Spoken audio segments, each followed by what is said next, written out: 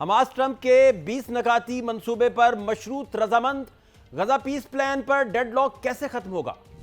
کیا Donald Trump اور Nitin Yahoo Hamas سے مذاکرات کرنے پر آمادہ ہوں گے؟ معاہدے پر دستخط کرنے والے 8 مسلم ممالک ڈیڈ لاک ختم کرنے میں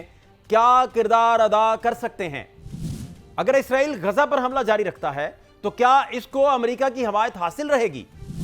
امریکہ کے صدر ڈونلڈ ٹرمپ کی طرف سے 29 سپٹمبر کو پیش کیے جانے والے 20 نکاتی منصوبے کے 5 روز بعد حماس کی طرف سے مثبت رد عمل سامنے آیا ہے اور اس نے فلسطین میں قیام امن کے لیے پیس پلان کے بیشتر نکات کو تسلیم کر لیا، جبکہ متنازع نکات پر مذاکرات کی خواہش کا اظہار کیا ہے۔ اس کے باوجود ایسا دکھائی دے رہا ہے کہ فریقین میں اس معاملے پر ڈیڈ لاک پیدا ہو گیا ہے۔ ٹرمپ کے 20 نکات میں سے حماس نے صرف 7 نکات پر اتفاق کیا، جس میں جنگ بندی، یرغمالیوں کی واپسی، قیدیوں کا تبادلہ، غزہ کا الحاق نہ کرنا، اسرائیلی دستبرداری، نقل مکانی اور انسانی امداد شامل ہیں، جبکہ باقی 13 نکات جس میں حماس کو مکمل طور پر غیر مسلح کرنا نمایاں ہے کے علاوہ غزہ دہشت گردی سے پاک زون بنایا جائے گا، بین الاقوامی اسٹیبلائزیشن فورس کا قیام اور حماس کا حکومت میں کوئی کردار نہ ہونا، غزہ پر بین الاقوامی نگرانی، سرمایہ کاری، ڈائیلاگ میکانزم، سرحدی کنٹرول،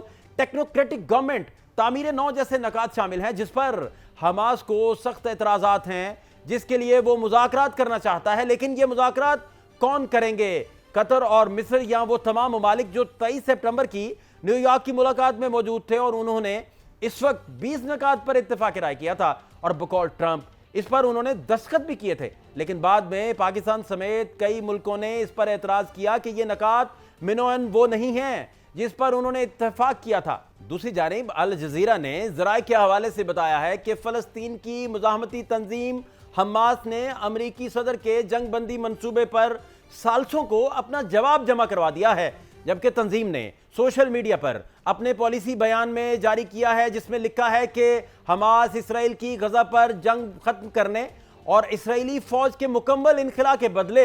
تمام اسرائیلی قیدیوں کو رہا کرنے کے لیے تیار ہے، جن میں ہلاک شدگان کی باقیات حوالے بھی کی جائیں گی۔ جبکہ حماس نے ٹرمپ کے بورڈ آف پیس مسترد کرتے ہوئے کہا ہے کہ حماس غزہ کے انتظامیہ ایک ایسے آزاد اور غیر جانبدار ادارے کے حوالے کرنے پر راضی ہے جو فلسطینی ٹیکنوکریٹس پر مشتمل ہو،